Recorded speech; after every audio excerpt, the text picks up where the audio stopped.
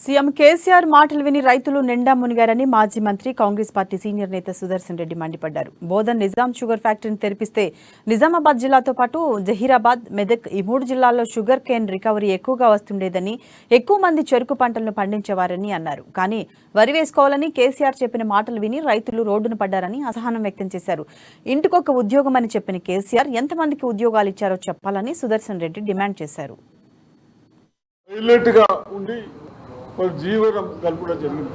అటువంటి వారు ఇందిరాగాంధీ తర్వాత మన ప్రజల కోరిక మేరకు భారతదేశానికి మంచి దిక్కును కోల్పోయామన్న ఉద్దేశంతో మరి పార్టీ కార్యకర్తలు కానీ, పెద్దలు కానీ, ప్రజలు కానీ కోరిక మేరకు వారు రాజకీయాలకు రావడం జరిగింది.